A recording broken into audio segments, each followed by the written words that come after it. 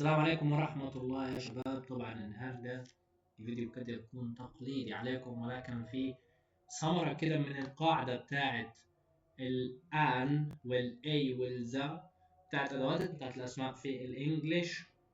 أتمنى إن هي تفيدكم طبعا النهاردة، لأنه الكود ده أو الثمرة دي صراحة أنا يعني بقالي فترة بعاني علشان أعرفها، والحمد لله في الآخر عرفتها، وان شاء الله تعرفوا تستفادوا بيها. طبعا احنا متعودين وعارفين ان الاي والان والذا تاجي قبل الاسماء، وهي ادوات تعريف للاسماء. وطبعا كلكم عارفين ما شاء الله يعني انه كل واحده لها قاعده علشان تاجي قبلها. الذا طبعا لما تبقى حاجه يعني معروفه او حاجه كبيره خالص، فاحنا نقول مثلا ذا ثان ذا مون ذا كذا، فتبقى حاجه كبيره طبعا ومعروفه. الاي والان بيجوا طبعا قبل اي حاجه باقيه من الباقي بتاع الاسماء، ولكن الان بتاجي قبل اي كلمه فيها حرف عله او تتنطق بحرف عله. اقول لك تتنطق ازاي؟ اقول لك ممكن مثلا يكتب حرف ساكن ولكن النطق يبقى حرف عله زي اور ده قبلها حرف الاتش ساكن، ولكن اليو احنا بننطقه متحرك، عشان كده نحط لها الان. فاحنا بنستخدم الان، كل الفكره يعني بتاعت استخدام الان هي علشان انه هي تبسط علينا الكلام، فما نقولش عشان نتلاشى الحته دي. انما باقي ما باقي طبعا بنستخدمهم علشان يريحونا اساسا في النطق، فنستخدم الاي مع حاجه بتبدا بحرف ساكن مش متحرك. تمام، اللي هو والحروف طبعا المتحركه اللي هي مجموعه في كلمه اي يو، اللي هو او يو اي اي وما هو اي وما الى ذلك. المهم الكلام ده كله انتم عارفينه عشان ما نغيش كتير عليكم. في قاعده هنا او كود صغير خالص، تمام، في الجمله دي. تعال نشوف مثلا بيقول لي the analysis، تمام، الاحصائيات shows اظهرت او وضحت wrapped، اللي هو wrapped دي حاجه معناها بوتيره سريعه كده او حاجه سريعه. decline in profits، تمام.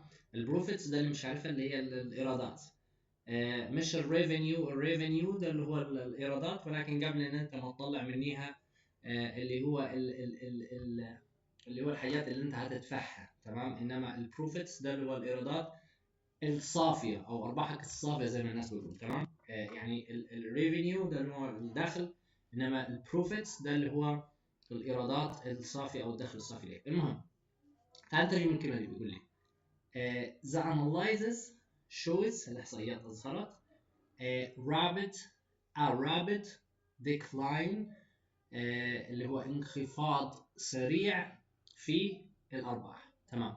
فين الاسم هنا اللي احنا المفروض نحط قبله ال A أو الآن أو الذا؟ هو الديكلاين، لأنه هو انخفاض أو الانخفاض، فده الاسم، تمام. فيجي واحد مثلا يقول لي أنا المفروض أحط ال A هنا قبل الديكلاين، هقول لك لا. القاعدة اللي أنا بكلمك عليها النهاردة إنه لو جات صفة مقترنة أو مقرونة بالاسم ده، زي مثلا كلمة شوف rapid decline اللي هو انخفاض بوتيرة سريعة أو انخفاض سريع، فهناخد الحرف أو أداة التعريف بتاعت الديكلاين أو بتاعت الاسم من هنا نخليها قبل الصفة. شايف التكافل؟ يعني أنت لو خليت ال A أو الآن أو ذا قبل الديكلاين الجملة غلط، فانت لازم تخليها قبل الصفة اللي هي ملحوقة بالاسم ده نفسه اللي هو a rapid decline. تعال نشوف جملة تانية. الجملة دي مثلا اللي هي بتاعت the report shows steady increase in sales. اوكي، the report، تمام، التقارير shows أظهرت steady دي كلمة معناها أو صفة معناها حاجة ثابتة أو مستقرة، بوتيرة ممكن تكون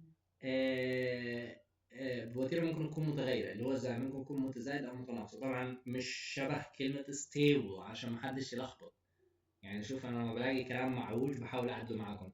فستيدي هي قريبة من ستيبل ولكن مش ستيبل. ستيبل دي حاجة مستقرة، وتيرة ثابتة ما فيهاش تغيير نهائي، انما ستيدي ده حاجة بتبقى ثابتة او مستقرة في الوتيرة، سواء الوتيرة كانت نقصان او ازديادة. شوف انكريز او ديكريز. المهم هذه الاي هنا، تمام جاي قبل الصفة اللي هي steady increase، والاسم هنا increase اللي هو الازدياد أو ازدياد. تمام فالاي جاي قبليها. تمام طب حد هناتي مخه شغال هيقول لي ليه الاي ما بقتش ان علشان الاسم هنا بيبدا بحرف عله. اقول لك شوف احنا كل اللي احنا بنحاول نعدله الكلام بتاعنا في النطق علشان نطقنا احنا يبقى كويس، وزي ما قلت لك عشان ما نرجعش نقول تمام. فلكن طالما في فرق والكلام هيطلع سليم، شوف بقول لك ايه a steady increase a steady increase، ما قلتلكش increase، مش عايزين اي دي، فكانت في كلمه في النص فخلاص كده الموضوع تمام. فالمقياس كده يبقى على ايه؟ يبقى على الكلمه الاولى واللي هي الصفه. الكلمه الاولى بدات بساكن خلاص نبدا بساكن. اهم حاجه يرجعوا لهم تاني ما نطبقش او ما نوقعش في حته الا او الاي اللي هو الكلام اللي هو مش تمام. تمام فطالما احنا تلاشينا الحته دي نستخدم الجمله عادي. تعال نشوف اخر جمله. اخر جمله تحت هناتي معانا بيقول لي ايه؟ بيقول لي the figures، وكلمه figures دي معناها طبعا ارقام او احصائيات، ناس كتير بتبقى عارفاها، ارقام او احصائيات او تماثيل او اشخاص اي حاجه. مثلا ممكن اقول لك public figures، مثلا ممكن اقول لك figure out معناها استكشف، فبتاعي حاجات كتير زي hold وزي كلمه ثانيه كان اسمها catch. تمام دول معانيهم كتير خاص، واذرز برضه معناها كتير للناس اللي ما تعرفهاش. المهم عشان ما نطولش the figures هنا جايب معنى كلمة الإحصائيات أو الأرقام. الإحصائيات shows أو show an، لاحظ هنا بقول لك an. تمام ما يهمكش طبعا تعدد الكلمات بتاعت الشو دي مش مشكلة، أو هي كانت غلطة مطبعية. an upward، وكلمة upward دي صفة معناها تصاعدي، downward تنازلي. تمام وinward معناها داخلي، outward معناها خارجي عشان تحفظوا الدائرة بتاعتها. تمام showing an upward. تمام an upward لحد كناتي. تمام show an upward trend in renewable energy use. اوكي تاني the figures show an upward تمام trend in renewable energy use. طيب الجملة معناها ايه او الدنيا معناها ايه؟ بيقول لي the figures الاحصائيات شو اظهرت an upward trend. تمام نمط تصاعدي in renewable energy use في الطاقة، في استخدام الطاقة المتجددة. تمام الاسم هنا مين؟ اللي هو trend. الترند هنا هو الترند العادي بتاعنا ده اللي احنا بنقول المقطع طلع ترند ومش عارف، بس الناس مش عارفة لسه معنى الكلمة، يعني هي تستخدمها بس مش عارفة معناها. معناها ان هو نمط ثابت في حال وهيستمر معك لفترة، وقد يكون بشكل تصاعدي او قد يكون بشكل هبوطي. يعني ينفع اقول مثلا بدأ في النازل او خد نمط هبوطي ينفع، لكن احنا بنستخدمها طبعا في النمط التصاعدي بس، بنستخدمها مع الفيديوهات بس هي استخدامات كتير. تمام فكلمة الترند هنا شوف بدأت بساكن. انا مع انه حتى الكلمة لما بدأت بساكن انا استخدمت ان مش اي.